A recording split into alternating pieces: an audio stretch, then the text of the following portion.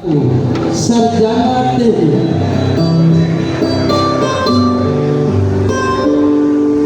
Fajar Lapandewa, Sarjana Teknik. Sebanyak 8 mahasiswa Universitas Ikrab Buru berhasil meraih predikat cum laude pada wisuda yang dilaksanakan di Namlea, Sabtu 2/11/2024.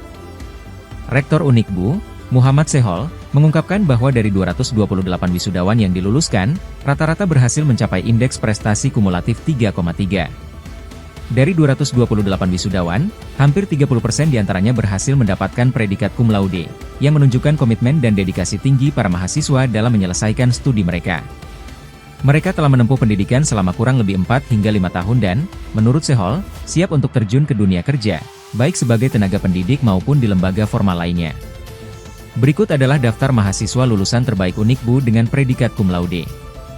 1. Trisnawati Tarani, Sastra Inggris, IPK 395, 2. Risna Bugis, Pendidikan Biologi, IPK 391, 3. Waode Wisnawati Buton, Pendidikan Agama Islam, IPK 390, 4.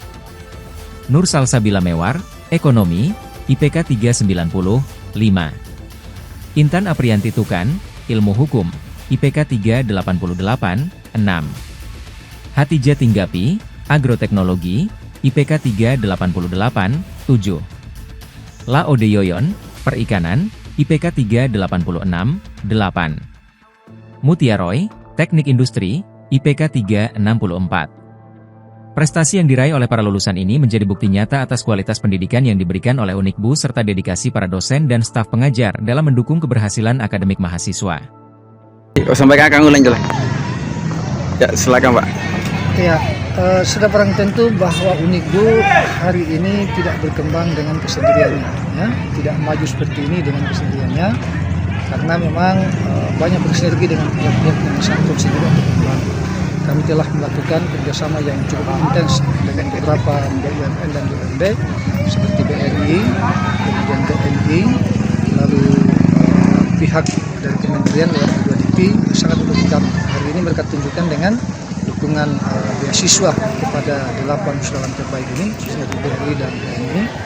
Kemudian dari pihak tertis atau lembaga layanan pendidikan tinggi 12 Maluku Utara, mereka setiap tahun mendukung kami dengan beasiswa